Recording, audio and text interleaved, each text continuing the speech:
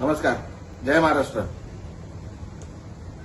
जो प्रकार माझ्यात आणि पत्रकारांमध्ये हा झालेला आहे त्याच्यासाठी मी मनापासून दिलगिरी व्यक्त करतो आणि हा प्रकार का घडला हे जरा आपल्याला सांगू इच्छितो.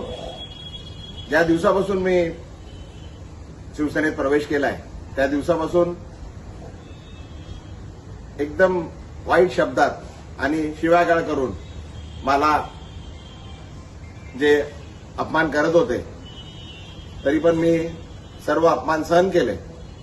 तरी सुद्धा आज सकाळी परत एक पत्रकार मित्र आले होते. मी त्यांना हात जोडून विनंती केली की बाबा याबद्दल आपण कुठलंही मला विचारू नका. जे मला काय बोलायचं होतं ते मी सर्व बोलून झालेलं आहे. आता कृपा करून काय बोलू नका. मी हात जोडून त्यांना विनंती केली. वारंवार मी सांगत आलेलो आहे का बाबा हे सर्व प्रकार हा माझा आहे. मला आपण जे शिव्या देतात आहे ठीक आहे, पण माझ्या परिवाराला, माझ्या मुलीला, माझ्या पत्नीला, माझ्या वडिलांना, माझ्या परिवाराला आपण जे वाईट बोलताय, शिव्या देतात आहे त्यापासून त्यांना जरा लांब ठेवा असं मी त्यांना वारंवार विनंती करत आलोय. तरी सुद्धा आज सकाळी पण पुन्हा एकदा माझ्या पत्नीबद्दल, माझ्या वडिलांबद्दल वाईट शब्द, वाईट गोष्टी सांगण्यात आल्या, खोट्या गोष्टी सांगण्यात आल्या आणि तरी ते पत्रकार त्याच गोष्टी परत विचारण्याकरता आल्या.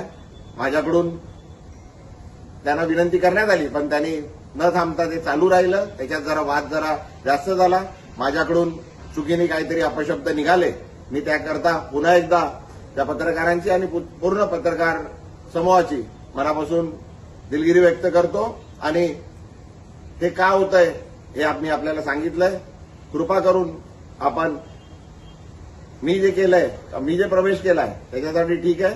माझ्या परिवाराला, माझ्या मुलीला, माझ्या परिवाराला, माझ्या पत्नीला, माझ्या वडिलांना जे हयात नाहीये, माझ्या आईना आणि माझ्या पूर्ण परिवाराला याच्यापासून जरा लांब ठेवा अशी आपल्याला विनंती करतो.